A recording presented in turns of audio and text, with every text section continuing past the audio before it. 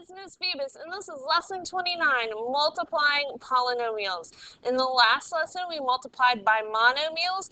Now we can do binomial times binomial, or binomial times trinomial, or even gasp, trinomial times trinomial. It's going to be crazy. We are still multiplying polynomials. We will do a little bit of addition and subtraction today, so we will be doing some combining like terms. Again, we are looking at taking two polynomials, multiplying them together, creating something that is a polynomial. So we are still in the standard and making sure that we can multiply our polynomials together. So we are going to turn, if you have the notes, you can turn to page 122. If you are a virtual student and you would like to pick up a copy of the notes, you need to just email me and I can put them up in the office for somebody to come and pick them up, and you can have the notes that way. So on page 122, you're going to see this, and we're going to look at binomial multiplication first. Sometimes I like to call it the double distributive property. So we're not just going to distribute one time, we're going to distribute twice. Or sometimes you'll hear people refer to it as the FOIL method. So I'm going to kind of walk you through what each one means. You would be doing, it doesn't matter which one you choose to do because you're basically doing the same thing. But here we go. So we are going to see that we have b plus 3, a binomial, times b plus 2, another binomial. And what we're going to do is we're going to look at this as the double distributive property. So what we are going to do is we're going to multiply b times b and b times 2. So that's our first round of the distributive property. So b times b is b squared. B times 2 is a positive 2b. Or not 2b. That is the question. All right, here's where the double distributive property comes in. We're going to now have to distribute this 3 to the other set of parentheses. So then we have a 3 times b, which is a positive 3b, and a 3 times 2, which is a positive 6. Now in doing this, we will, and it's not always, depends on what we're dealing with, but we will create most of the time some like terms that we need to combine. So I'm going to combine this 2b and this 3b. 2b plus 3b is 5b. But that's the only pieces that can combine. This b squared is still involved in my answer. That's a positive 5b. And then this plus 6 is also a part of my answer. So I just need to kind of clean that up, combine my like terms. And there I have my quadratic trinomial b squared plus 5b plus 6. So that is the double distributive property. It's double because I distributed twice. Everything from the first parenthesis gets multiplied times everything in the second parenthesis.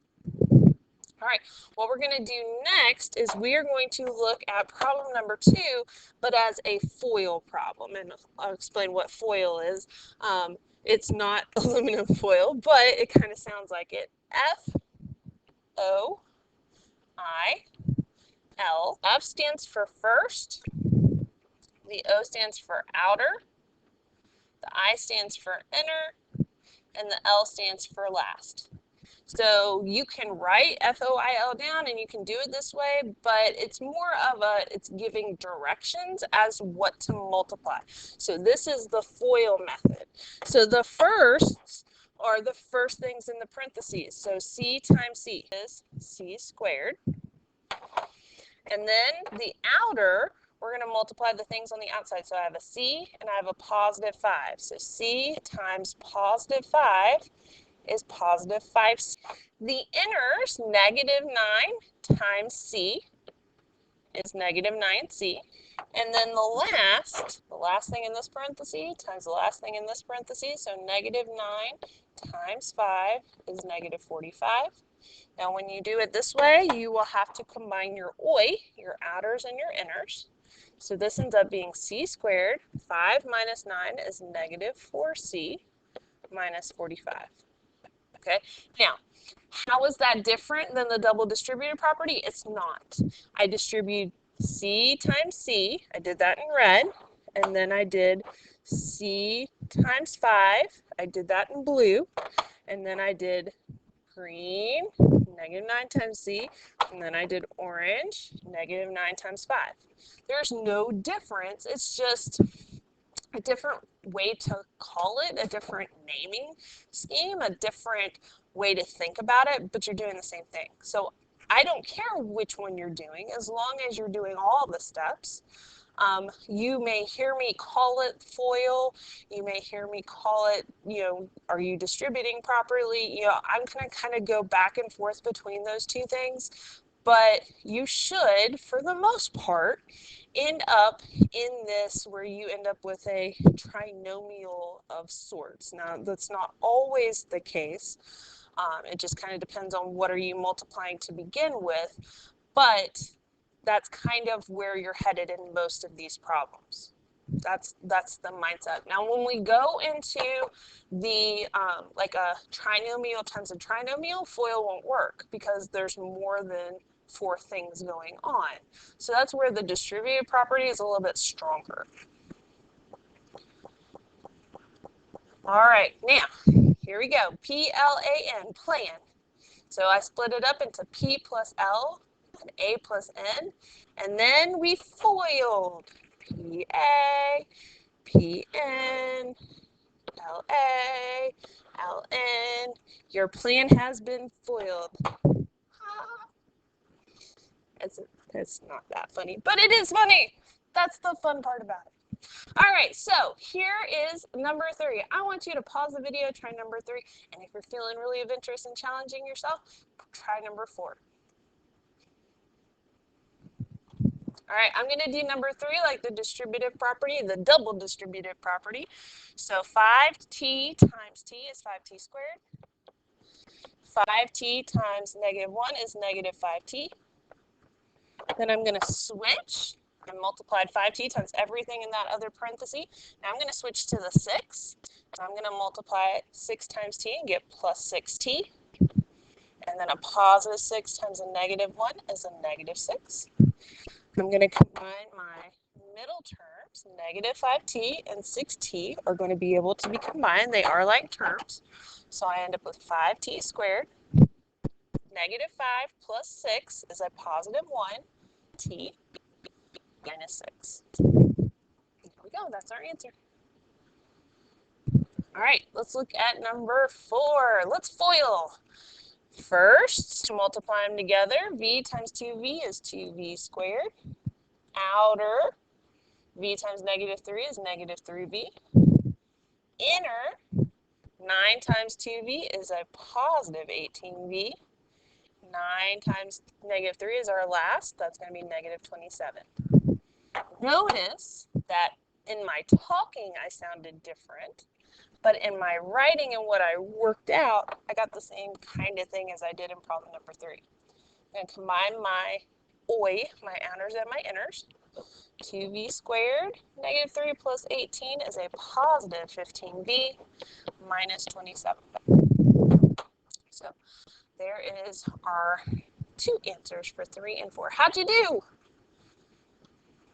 All right, let's look at 5 and 6. Now 6 is a little bit different because one of the h's is written second instead of first, but I just wanted to show you you can mix them up and still be okay.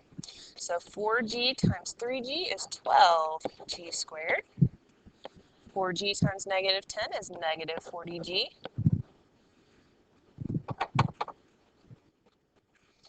All right, so now we're going to switch. We're going to multiply everything by 2.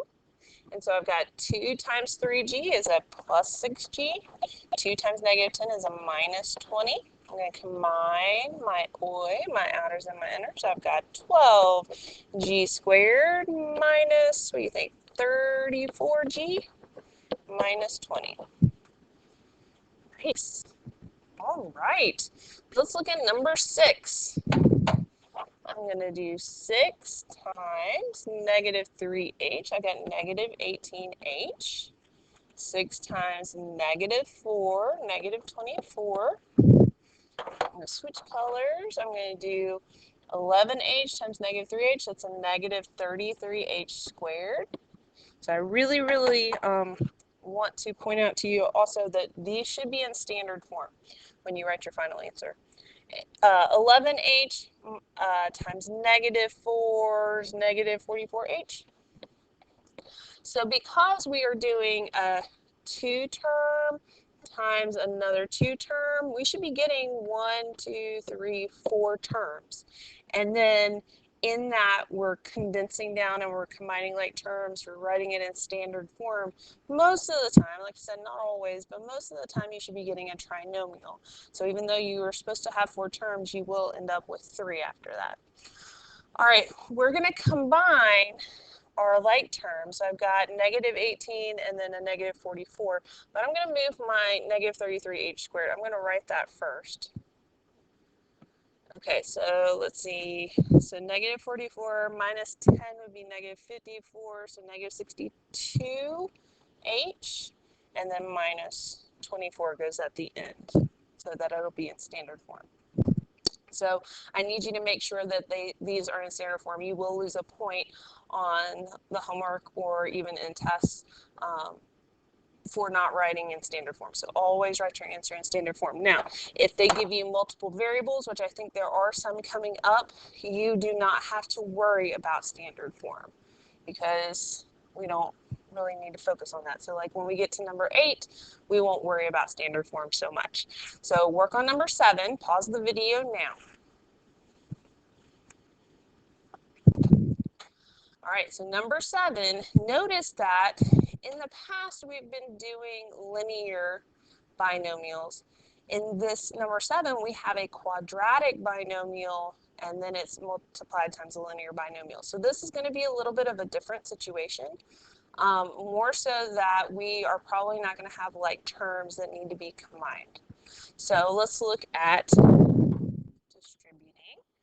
So 7w squared times w is 7w cubed. 7w squared times 2 is plus 14w squared. And then we're going to do -3 times w is -3w. -3 times 2 is -6. So I can't, because I'm in this order, this is actually really nice because notice my exponents, they're working their way down. It's in standard form. I can't combine like terms because none of the variables have the same exponent, so that's actually already my final answer. There's nothing else I can do to simplify it. So you're watching out for, are there things that I can combine as far as like terms? But if there aren't any, doesn't necessarily mean that you missed something.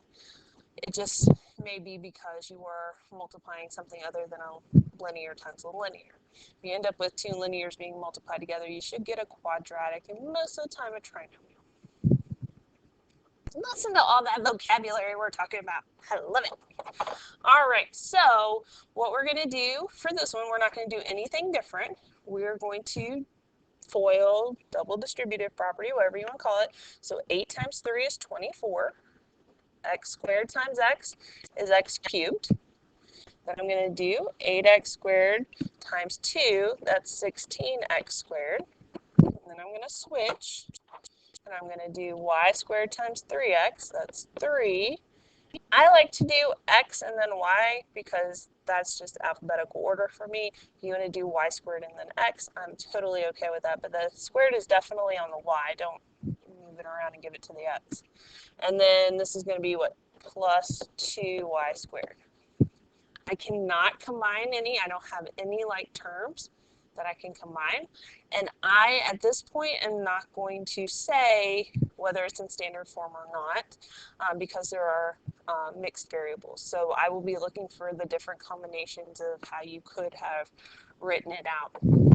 However, in like number 7, I expect that there's one variable. I expect that to be in standard form. So just know that there is a difference between how you can write 7 or 8 because 8 has multiple variables, 7 does not. I just want to make that clear. All right, now we do have special binomial pairs. We have the square of a binomial where we have basically 2 values being squared is two parentheses that match exactly, and I'm going to request that you write the parentheses out twice and then multiply like normal. Just like if you had 5 squared is the same as 5 times 5. This x plus 3 squared, I want you to write it out as x plus 3 times x plus 3, and then multiply it like I've been showing you. The product of a sum and difference, they look almost exactly the same. They nearly match. One has a plus, the other has a minus. We will expect the middle term to cancel out. I'll show you what that means in just a second, but they almost match. They're so close. All right, so number 9. I'm going to show you what not to do, and then I'm going to show you what to do. So what we're going to do is we're going to split this down the middle, and I'm going to show you what some people in the ACT expect you to do, how to mess this up. So with the ACT, because they like to put problems like this on there, with a problem like this and then a whole bunch of different multiple choice answers. So one of them that they're going to do is they're going to say, okay, take z and square it, and then take negative 5 and square it, and get z squared plus 25. They're going to say that's one of your final answers, and you, of course, are going fast, and you don't have a lot of time, and you're like, hey, that one looks good. That is like, no, no, no, no, no, no, no, no, no, no, no, no, no, no, no, no, no. Don't do that. Never, never do it. If you do that, I'm going to draw frowny faces. Like if I can't draw frowny faces on digital paper, that makes me sad. I'll give you a frowny face in the feedback and be like, why did you do that? You cannot do that. You cannot square. So let me show you what I need you to do. This means that there's 2 of the exact same thing. So we're going to write z minus 5, z minus 5. Okay, so then z times z is z squared. That's what we had in the last one, but look what's about to happen. I'm going to have z times negative 5, negative 5z. I'm going to have negative 5 times z, which is another negative 5z, and then I get my plus 25 that I had in the first one. So I am totally missing this middle piece. I'm totally missing the outers and the inners and those pieces being added together. And so people will think over here, they found a shortcut. There is no shortcut. You fell for a trap. Don't you ever do that. Z squared minus 10z plus 25 is the correct answer. Okay, so you're watching out for, don't you dare fall into that trap. Don't you dare try to think or try to create a shortcut where there is not one. Okay, you are missing something really, really, really important, and you're going for speed versus accuracy. Don't you dare do that. Okay, so when we're talking about one parenthesis being squared, you have to write it 2 times. You have to multiply it out. Okay, let's look at number 10. Now, number 10 is a little different. Notice that it doesn't have a squared. It's set up differently. So what we're going to do is we're going to multiply it out like normal. So 6 times 6 is 36. 6 times u is 6u. Negative u times 6 is a negative 6u. And negative u times u is negative u squared.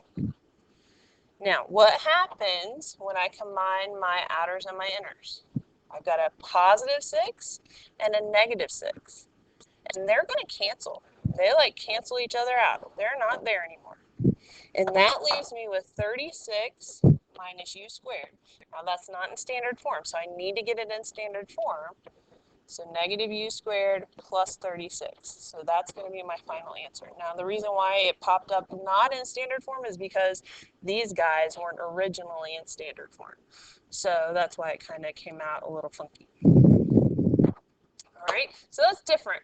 We should, when they match almost exactly, we should expect the middle pieces to cancel.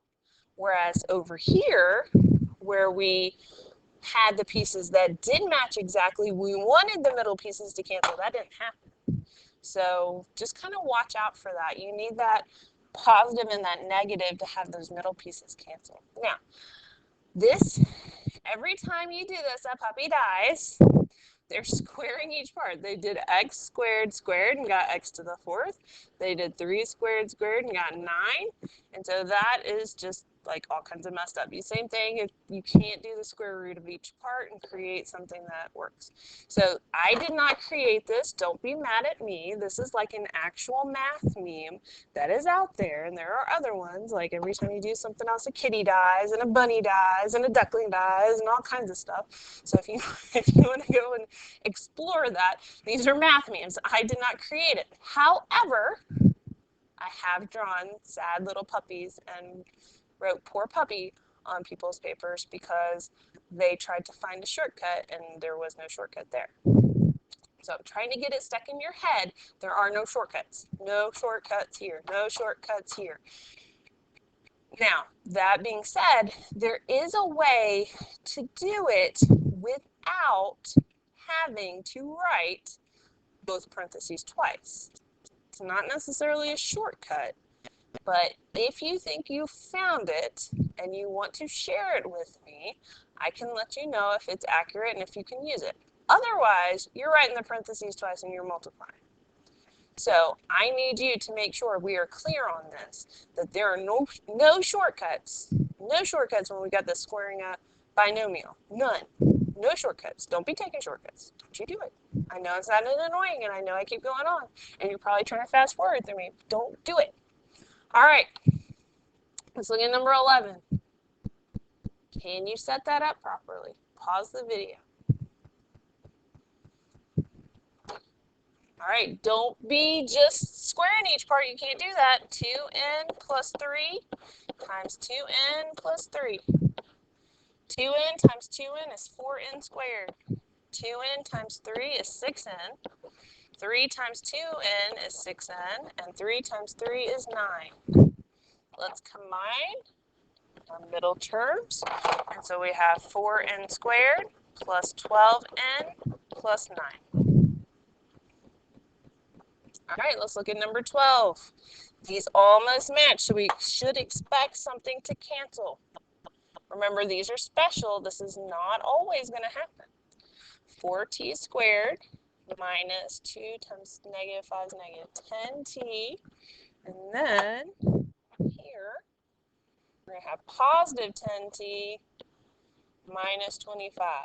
Did they cancel? I've got a negative 10t and a positive 10t. They're going to cancel. So I've got 4t squared minus 25. That's my answer.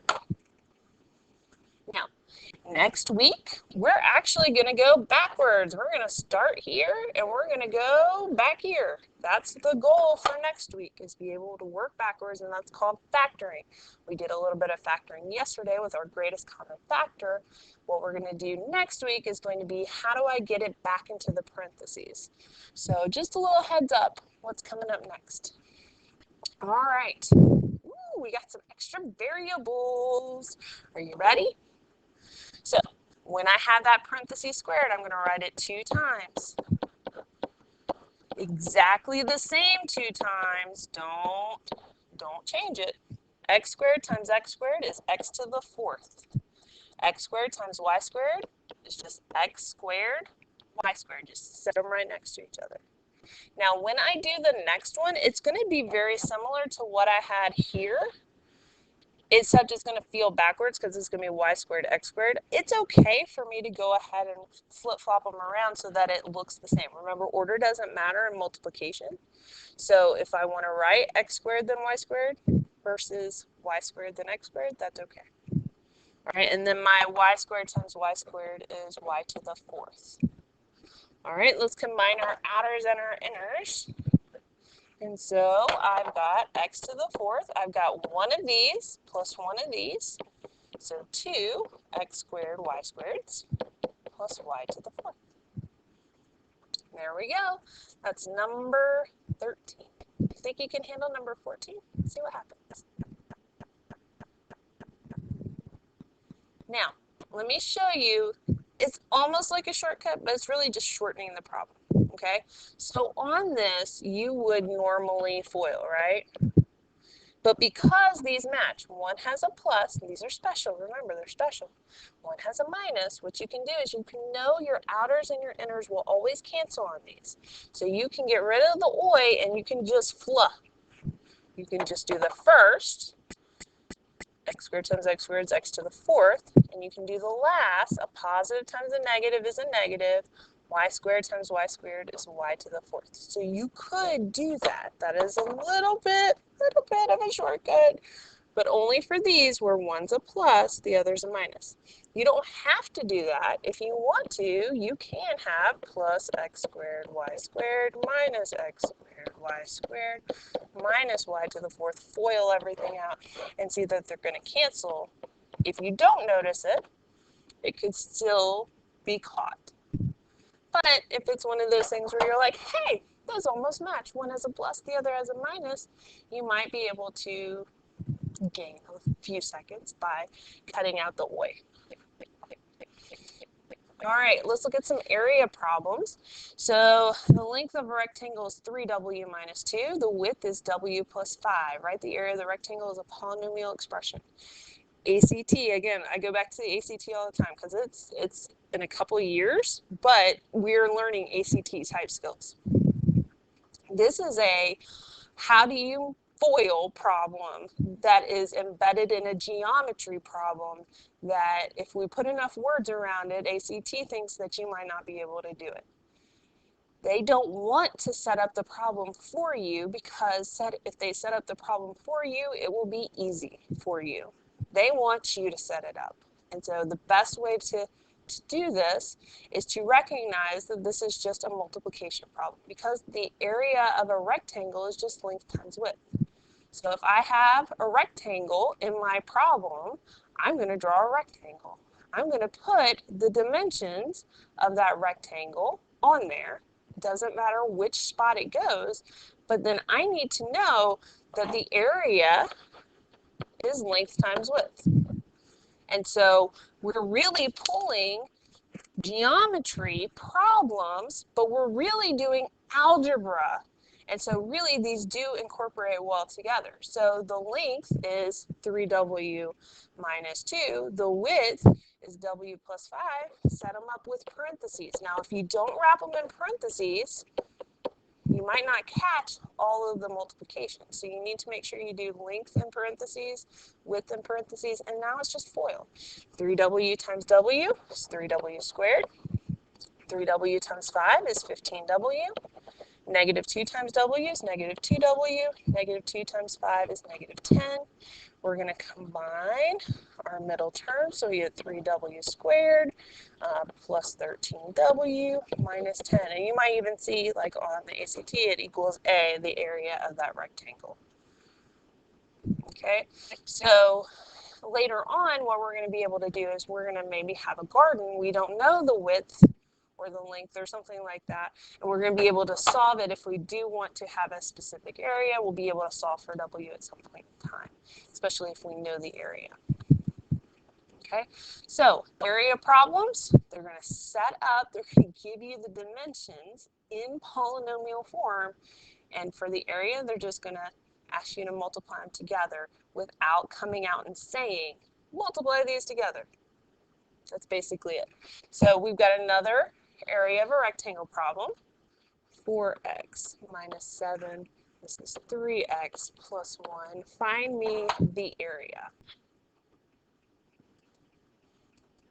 All right, so did you set yours up in parentheses? If so, yay! All right, next up, we're going to multiply. So 4x times 3x is 12x squared. 4x times 1 is 4x. Negative 7 times 3x is negative 21x, and negative 7 times 1 is negative 7. We are going to combine our outers and our inners, and we'll end up with 12x squared minus 17x minus 7. And that's the area of our rectangle in polynomial form. All right, here's another one, but it's got x's and y's in it. See if you can figure this one out. All right, so let's put x minus y. Let's put 2x plus 3y. Let's multiply them in our parentheses. So I've got 2x squared plus 3xy minus 2xy minus 3y squared. So that might have gone a little fast. So I did x times 2x and got 2x squared. X times 3y, got 3xy. Then I switched and I did y, negative y times 2x and got negative 2xy, negative y times 3y, negative 3y squared. And then because these guys match, I can combine them as like terms. So this is 2x squared, 3 minus 2 is 1, xy minus 3y squared. That's my area. Lots of stuff going on. All right, we're going to switch to page 125. We're going to go and hit a couple of like binomial times trinomials, how to figure those out, and then we will have all the polynomial multiplication taken care of. So here I have 2 binomials times 2 trinomials in problems 1 and 2. And so what we're going to do is we can't use the acronym FOIL. So this is where the distributive property is a little bit better. And what we're going to do is we're just going to keep on distributing. 2t times 3t squared is 6t cubed. 2t times t, and I keep going until I run out of stuff in the second parentheses. So 2t times t is 2t squared. 2t times negative 5 is negative 10t. All right, let's look at the next part. I've run out of things to multiply by 2t, so now I'm going to multiply by negative 7. So negative 7 times 3t squared. Now, there's a lot of stuff going on. We got 2 terms times 3 terms. We're going to get 6 terms. So what I like to do is a little bit of an organizational thing. Not necessary, but something that is a little bit helpful. So I'm about to get a negative 21t squared. And what I want to do with it is I want to put it underneath the t squared I already have. So I'm just going to do minus 21t squared. And that's going to help me later on combine all my like terms. So negative 7 times t is negative 7t. So I'm going to put it underneath my negative 10t that I already have. And then negative 7 times negative 5 is a positive 35. So then that way I can just kind of add straight down and be able to create my new polynomial. So I've got 6t cubed minus 19t squared minus 17t plus 35. So it's more of an organizational strategy than anything else. Help make sure you keep up with all your stuff. You've got everything lined up. So then that way you can get it in standard form pretty easy. Not looking around all over the place. So do I require it? Absolutely not. It's just a helpful hint. All right, you can look at number 2 a couple different ways. You can start here and multiply out this way. Or if you want to go from h and multiply n, you can. If you want to flip them around like the way problem number 1 is written and write h minus 3 on the left, that's fine. I'm going to do it this way, though, so that you can see that it's still going to work out. So 2h squared times h is 2h cubed. 2h squared times negative 3 is negative 3h squared. I'm going to switch, and I'm going to do, now I'm going to use my negative 3h squared, or 3h times h. Now I'm going to do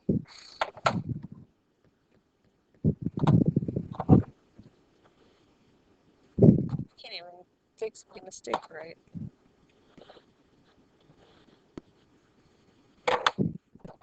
Now I'm going to do negative 3h times h and get negative 3h squared. So I'm going to put that right underneath my negative 3h squared that I already have. Negative 3h times negative 3 is a positive 9h. And the thing with these is that you got to keep up with all your parts.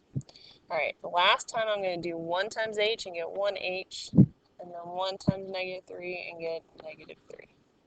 So I have like 3 rows that I need to add, but I'm going to have a 2h cubed. Negative 3 minus 3 is negative 6h squared. 9 plus 1 is 10h. minus 3. So I get a cubic 4-term polynomial. Ooh, both of those are cubic 4-term polynomials. All right, I think there's a couple more of these. We'll just keep on going. But if you have an organizational technique, it's going to be helpful. All right, so it looks like we've got some quadratic binomials times a quadratic trinomial. We're not going to do anything different than in the last problem. So we're going to start and multiply p squared times p squared and get p to the 4th. P squared times negative 11p and get negative 11p cubed. P squared times 6 and get plus 6p squared. Then we're going to switch to 5 times p squared and get plus 5p squared. 5 times negative 11p is negative 55p. And then 5 times 6 is plus 30. We're going to combine those like terms, and we are going to get p to the 4th minus 11p cubed plus 11p squared minus 55p plus 30. So what do we have? Ooh, we got a quartic 5-term polynomial. Let's see. All right, you want to try number 4? See what you can do. Pause the video now. All right, you've got 8b to the 4th plus 12b cubed plus 20b squared. Now I'm going to switch, and I'm going to do negative 3 times 2b squared is negative. I can't tack it on the end. I really do like writing it underneath. So negative 3 times 2b squared is negative 6b squared. Negative 3 times 3b is negative 9b. Negative 3 times negative 5 is positive 15. So 8b to the 4th plus 12b cubed plus 14b squared minus 9b plus 15. There we go. How'd you do? These are interesting. All right, let's see. Okay, now we're getting into triple territory. 3 times 3. We're going to get 9 terms when we multiply.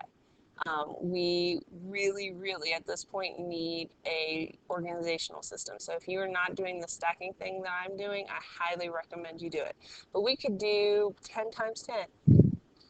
10-term polynomial times 10-term polynomial, get 100-term polynomial and combine like terms. We would still do the same thing. We would not do anything different. I think I mentioned that when I had my son, which was about 4 or 5, 6 years ago, and he actually worked one out on the board and was crazy huge. But it is something that you pretty much just have to keep up with all the pieces and have enough space, but you can do it. So I'm not going to ask you to do it though. All right, so n squared times 2n squared is 2n to the 4th. N squared times negative 9n is negative 9n cubed. N squared times 7 is 7n squared. Switch. We're going to have 4n times 2n squared. That's going to be 8n cubed. I'm going to put it here. 4n times negative 9n is negative 36n squared. And 4n times 7 is plus 28n. All right, and we've got 3 times 2n squared. That's 6n squared, and it's positive. 3 times negative 9n is negative 27n, and 3 times 7 is plus 21. All right, we're going to add them all up. So we've got 2n to the 4th. Negative 9 plus 8 is negative 1n cubed. Let's see, negative 36 plus 6 is negative 30. Negative 30 plus 7 is negative 23n squared. 28 minus 27 is plus 1n plus 21. So we've got a quartic 5-term polynomial. All right, so ready? Always sometimes looks easier than it actually is. So you want to try number 6? See how it goes? All right, so we've got 14j squared times j squared. That's 14j to the 4th. 14 times negative 5 is negative 70j cubed.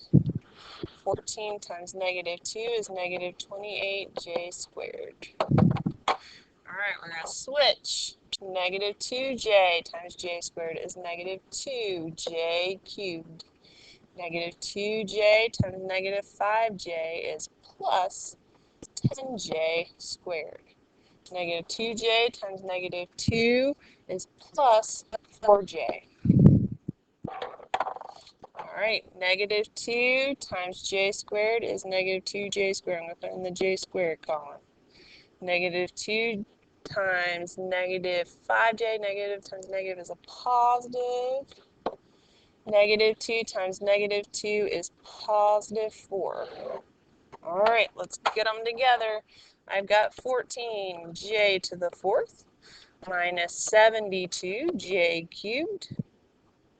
Negative 28 minus 2 is negative 30. Negative 30 plus 10 is negative 20j squared.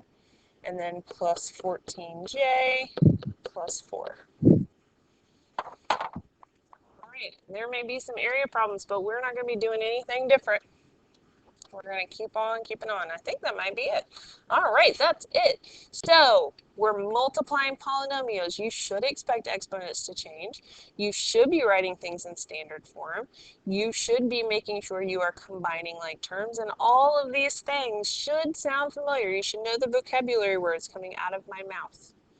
Okay, so this is the last lesson for the week. And then next week, I do believe is, well, I think we're going to have a test before fall break, but I need to hear from you. Would it be okay if it happened sometime during fall break? Like you got to choose when to take it, or do you want me to assign a specific day? Some people need like strict deadlines. Some people are like, as long as I can get it done before this day, I'm good. So send me an email, let me know what you think, and then I will make a decision. But I do want to try to wrap up this unit before fall break. It gets us another test in there. And it hopefully will boost some of our scores. And then it will also be something that we will not have to test when we come back from fall break, because we do have to have a test on this. So I do want to kind of wrap it up before fall break. But if we want to have a couple days into fall break to take the test, I'm okay with that too. All right, let me know what you think, and I'll make a final decision, but I do want to hear from you. All right, I'll see you guys in the next video or in the classroom. Bye.